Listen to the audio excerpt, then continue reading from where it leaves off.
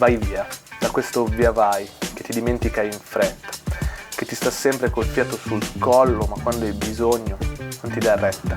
Via, perché qua a tratti quasi non si respira, materassi sui marciapiedi, lampini spenti, intermittenti, parcheggi vuoti e le auto comunque in doppia fila. Via dalle urla tra balconi dei vecchietti, dai loro strani discorsi che per capirli devi sapere circa 5, 6 o 7 dialetti.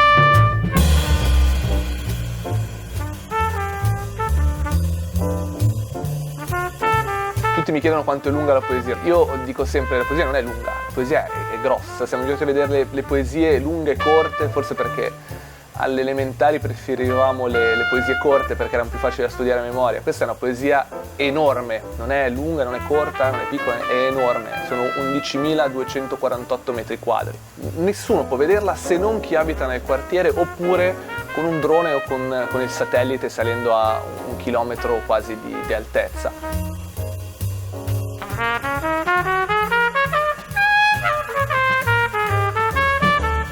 Questo muro qua insonorizzato ma diviso totalmente via di Vittorio ha fatto sì che diventasse una sorta di quartiere ghetto. Il muro rappresenta sempre un ostacolo che è stato per noi una barriera oltre che fisica anche sociale. Noi quando uscivamo e andavamo nel resto di San Donato eravamo come quelli di via, quelli della via, no? Questo nomignolo che si usa per abbreviare via di Vittorio, e nessuno in via voleva venire. In via si spaccia, in via ci sono i criminali eccetera.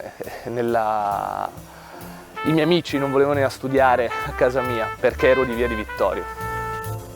Quindi questa via gigantesca è lunga 1 chilometro, dritta, senza curve, chiusa in fondo. Via è un'abbreviazione con un nomignolo quando affettuoso e allo stesso tempo però carico di significato.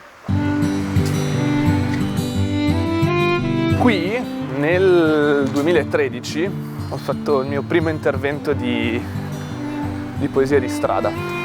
Avevo stampato 500 volantini, sempre con una frase sulla via, perché c'erano state delle intimidazioni mafiose a una giornalista e l'attaccai per tutta via di Vittorio.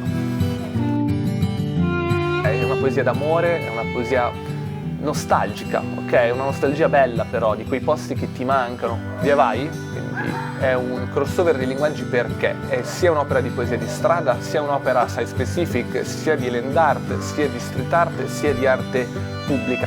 È un'opera che puoi vivere solo lì. Se tu via vai, un stesso muro identico, lo sposti di 500 metri, non ha più senso, cade. Quindi è estremamente site specific.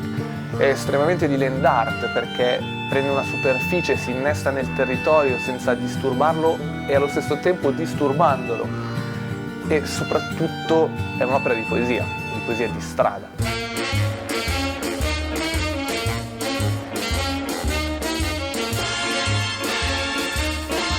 Esteticamente magari non è neanche bello, ma non è il suo obiettivo essere bello esteticamente, il suo obiettivo è fare una rottura, creare una rottura in quello che siamo sempre stati abituati, ci ha sempre condizionato e al quale quasi non ci siamo neanche mai ribellati.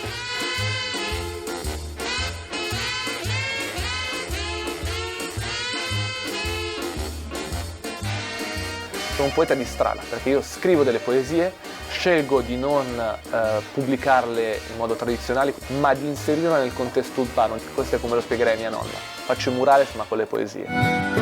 È il fatto che un'opera di street art, un graffito, ma la stessa poesia di strada sia effimera, non si sa, può passare qualcuno e strapparmi il poster, può passare qualcuno e coprirmi il murales, fa parte del gioco. Tra 30 anni o 30 anni fa, via vai, non aveva senso di esistere, il muro non c'era. Tra 30 anni magari l'avranno buttato giù o sarà diventato un parco giochi, sopra metteranno erba e i bambini giocheranno, quindi non avrà più senso di esistere.